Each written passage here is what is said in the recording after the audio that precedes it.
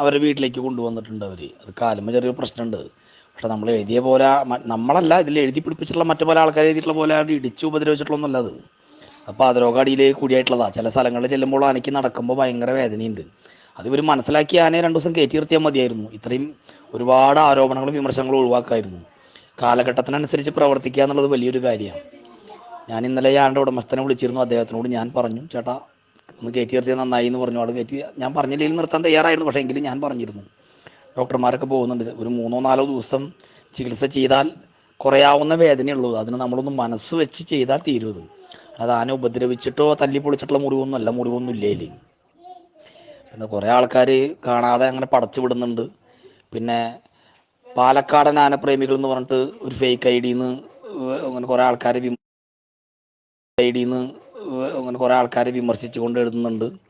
എന്തിനതൊക്കെ ചെയ്യണം? നമ്മൾ നേരിട്ട് എഴുതിയാൽ പോരെ, നേരിട്ട് നമ്മളെ സ്വന്തം പേര് വെച്ച് പറഞ്ഞാൽ പോരെ. ഞാൻ എന്ന് പറയുന്ന വ്യക്തി, എൻ്റെ പേര് ശ്രീജിത്ത് എന്നാണ്, വെളപ്പായ മണികണ്ഠൻ. ഞാൻ ഈ ആണ്ട് ഉടമസ്ഥനെ ഇന്നലെ വിളിച്ചിരുന്നു. ചേട്ടാ നിങ്ങനെ കാണുന്നുണ്ടല്ലോ, ആന ഒന്ന് കയറ്റി നിർത്തി 4 ദിവസം കൊണ്ട് പറഞ്ഞു. അങ്ങനെ പോയി ആന, പക്ഷേ തിരിച്ച് ആന ഇന്ന് ഇവിടെ കൊണ്ടുവരും എന്ന് എന്നോട് അദ്ദേഹം പറഞ്ഞു. കൊണ്ടുവരുമെന്ന് ഞാൻ പ്രതീക്ഷിക്കുന്നു. പക്ഷേ ഞാൻ വിളിച്ച് രാവിലെ ചോദിച്ചപ്പോൾ ഇന്നലെ രാത്രി 11:30-12 മണിയാകുമ്പോൾ ആന അവിടെ എത്തിയിട്ടുണ്ട്. ആന ഒരു മരുന്ന് കൊടുക്കുന്നുണ്ട്. ഡോക്ടർ ഇപ്പോൾ അവിടെ ചെല്ലുമെന്നാണ് അറിയാൻ സാധിച്ചത്.